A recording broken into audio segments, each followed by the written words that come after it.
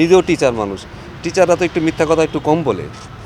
কারণ উনি খাড়ার উপরে এরকম মিথ্যা কথা বলবে, এটা আসলে আমি ভাবতেও পারতেছি না। আমার আমার আমি কীভাবে ছেলেদের সামনে আসলে মুখ দেখাবো? দেখুন, একটা ছেলে যখন বিশ্বকাপ খেলবে, সে তার তার ড্রিম, তার এই এই যে ২৭ বছরের ড্রিম সে এখানে নিয়ে আসছে। কলকাতা আর শ্রীলঙ্কাতে খেলা দেখার পরে মনে হলো যে উইকেটটা হয়তো আমাদের জন্য অনেক প্রেফারেবল ছিল। আমরা হয়তো এই উইকেটে ভালো করতে পারতাম। খেলার যেরকম মান যাচ্ছে সেই অনুযায়ী আমার কাছে মনে হচ্ছে যে এখানে আমাদের ভালো করার অনেক সুযোগ ছিল। তো এখন আফসোস করে তো আর লাভ নাই। বাট অ্যাজ এ টি-20 টিম আমাদের টিমটা অনেক গোছানো ছিল এবং এই এই ওয়ার্ল্ড কাপটা ঘিরে আমাদের অনেক স্বপ্ন ছিল। বাট আমার মনে হয় যে উইকেটটাও আমাদের ফেভারে ছিল। তো সব দিক দিয়ে আমার মনে হয় যে আমাদের ভালো করার সুযোগ ছিল, বাট এখন তো হয় না, আর একটা নিয়ে ভেবেও লাভ নেই আমাদের। না দেখুন, এই যে দিন শেষে আপনি যদি কোনো কিছু প্রমাণ করতে চান সেটা অনেক ডিফিকাল্ট। এটা আসলে আপনাদের বাড়তি বাড়তি একটা চাপ হিসেবে হবে। বাট ওয়ান ডে ফরম্যাট আমরা আগে ভালো ছিলাম। রিসেন্টলি আমরা খুব বেশি ভালো করতে পারি না। বাট আমরা ওয়ান ডে খুব বেশি খেলিও নাই লাস্টে এক দেড় বছরে। ওইখানে আসলে পারফরমেন্সের গ্রাফ উপরে ওঠার মতো আসলে খুব বেশি টুর্নামেন্টও ছিল না। হয়তো আপনি কোনো টুর্নামেন্ট ভালো করবেন, কোনো টুর্নামেন্ট খারাপ করবেন, বাট আপনি যখন জানবেন যে আপনার পরবর্তী খেলাটা সামনে 2 মাস পরে আছে, আপনি আসলে প্ল্যানিং করতে পারেন। যেহেতু আমাদের লাস্ট ইয়ারটা খুব বেশি টি-20-র মধ্যেই ছিল, ওয়ান ডে খুব বেশি টুর্নামেন্ট খেলি নাই, তখন আসলে পারফরমেন্স গ্রাফটা আপনি মেজার করতে পারবেন না। বাট যেহেতু আমাদের এটা ঐতিহ্যগতভাবে আমরা ওয়ান ডেতে আমরা ভালো করেছি আগে, বাট যেহেতু মধ্যে একটা বড় ধরনের ভ্যাকেন্ট হয়েছে, অনেকগুলো সিনিয়র প্লেয়ার একসাথে রিটায়ার্ড করছে, কারণ ওই এক্সপিরিয়েন্সটা আসলে আপনি খুব তাড়াতাড়ি যে মেকআপ করে ফেলবেন এটা কখনোই আশা করেন না। বাট এটা কীভাবে আসলে আমরা কত দ্রুত মেকআপ করতে পারি, ওই পজিশনগুলোতে কীভাবে আমরা আরও ভালো বেটার প্লেয়াররা খেলতে পারে এবং কত বেশি আমরা আসলে মোটিভেটেড, আমরা সেটার উপর ডিপেন্ড করে আসলে ওয়ান ডে আমরা কোথায় যাব। আলটিমেটলি আপনি যেই ফরম্যাটে খেলেন, দিন শেষে বাংলাদেশের নামই থাকে, তো আপনাকে ওইভাবে আসলে মোটিভেশন নিয়ে আপনাকে মাঠে নামতে হবে। উনি একেবারে মানে এমন মিথ্যা কথা বলছে, আমার বিশেষ করে আমি তো নিজেও টিচার মানুষ। টিচাররা তো একটু মিথ্যা কথা একটু কম বলে। কারণ উনি খাড়ার উপরে এরকম মিথ্যা কথা বলবে, এটা আসলে আমি ভাবতেও পারতেছি না। আমি কীভাবে ছেলেদের সামনে আসলে মুখ দেখাবো যে ছেলেরা, উনি এইভাবে ইউটার্ন নিবে। উনি একটা শিক্ষক মানুষ, ঢাকা ইউনিভার্সিটির শিক্ষক উনি, মানে একটা আমার দেশের সর্বোচ্চ বিদ্যাপীঠের একজন মানুষ, উনি এইভাবে মিথ্যা কথা বলবে, এটা আসলে আমরা আসলে মানতে পারতেছি না। আমার মানাটা আসলে মানে কীভাবে মানবে এটা আমার বলার মতো না, যে উনি কী বলে আসলো আর উনি এসে কীভাবে ইউটার্নটা নিল। দেখুন, একটা ছেলে যখন বিশ্বকাপ খেলবে, সে তার তার ড্রিম, তার এই যে ২৭ বছরের ড্রিম সে এখানে নিয়ে আসছে। ড্রিমটা আপনি 1 সেকেন্ডে আপনি নষ্ট করে দিলেন। ঠিক আছে, দেশের সিদ্ধান্ত যদি দেশের কারণে হয়ে থাকে, সেটা তারা স্যাক্রিফাইস করবে।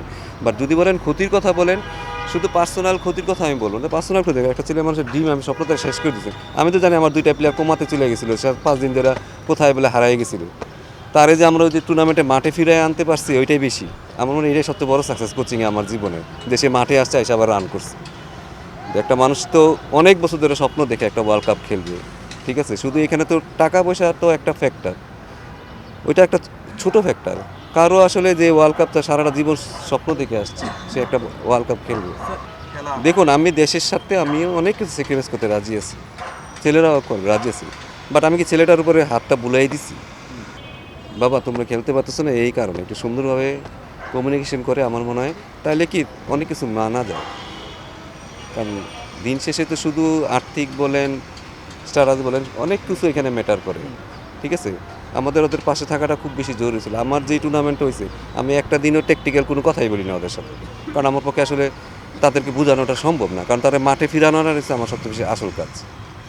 দেখুন, এক একটা মানুষ এক এক রকম, হয়তো কেউ খুব তাড়াতাড়ি রিকভার করে ফেলবে, কেউ হয়তো এটাকে অনেক ওপেন মাইন্ডে নিবে। যার গ্রোথ মাইন্ডসেট আছে সে হয়তো তাড়াতাড়ি নিবে। যাদের আসলে অনেকে ফিক্সড মাইন্ডসেট আপ থাকে, মাথা একটা দিকে চলে, তাদের জন্য অনেক ডিফিকাল্ট। ফার্স্টেশন তারা আসলে সহজে ওইখান থেকে নিতে পারবে, মানে ওইটা ফার্স্টেশন তার বাড়তেই থাকবে। বাট সবার মেন্টালিটি তো একরকম না। কেউ এটা বললাম না পজিটিভ নেবে, কেউ নেগেটিভ নেবে, কারো হয়তো জীবন পুরাটাই চেঞ্জ হয়ে যেতে পারে। এটা আসলে বলাটা বহুত মুশকিল। এটা তো আসলে আমরা সবাই, আপনারা এর মধ্যে বাকি নেই। ঠিক আছে, আপনারাও এর মধ্যে বাদ যান না, কারণ উস্কানিটা আপনারা শুরু করেন মাঝে মাঝে। তো আমার মনে হয় যে এটা আসলে আমাদের শিক্ষার ব্যবস্থা আমাদের খুবই খারাপ। এত শিক্ষিত জাতি হিসেবে আমরা আসলে কখনোই প্রমাণ করতে পারিনি। এটা আসলে কবে প্রমাণ হবে আমি জানি না। তো সবারই আসলে শিক্ষার খুব দরকার। ওই এডুকেশন সিস্টেমটা আমার খুব মনে হয় যে খুব ভালোভাবে পরিচালনা করা উচিত। কারণ আপনি যখন 6-এ পড়েন, আপনি যখন 7-এ উঠছেন, 6-এর বই আপনি একটা প্রশ্ন আসলে কিন্তু আপনারা লিখতে পারবেন না, কারণ আমার সিস্টেমই খারাপ, কারণ আমি কিছু শিখি নাই আসলে, আমি খালি বইটা পড়েই লিখছি। তো শিক্ষা ব্যবস্থাটা যদি যতদিনে বেটার হবে, ততদিন হিসেবে জাতি হিসেবে আমরা কখনো বেটার হব না। না, না, দেখুন দিন শেষে ক্রিকেট বলে তো আর লেখা থাকে না, এটা ওয়ানডের বল আসতেছে, এটা টি-20-র বল আসতেছে, এটা টেস্টের বল আসতেছে, লেখা থাকে না। বল চেয়েছে তো ব্যাটসম্যান রিয়াক্ট করে, ব্যাটসম্যান খেলে। তো যে পারে সে সব ফর্মেটে পারে, ঠিক আছে। আমাদের মনে হয় মাঝে মাঝে আমরা গোলাই ফেলি আসলে, যেন সাদমান খেলতে পারবে না সাদা বলে, ঠিক আছে, ও শুধু এক ফর্মেটে খেলবে, 1 বছর পর পর একটা করে টেস্ট খেলবে, আর ওর কাছে আমরা 100 আশা করবো আর ও রান করবে। না, না, কিন্তু ক্রিকেট খেলা যেহেতু যে ফর্মেটে খেলে সে ভালো খেলার কোনো আমার মনে হয় খুব বেশি অসুবিধা হবে। বাট হয় কি, এক্সপিরিয়েন্স একটা বড় ফ্যাক্টর। একটা 5-6টা ছেলে যারা 200 বা 150 ওয়ানডে খেলছে, তারা জানে আসলে প্রতিটা মুভমেন্টে কী করতে হয়।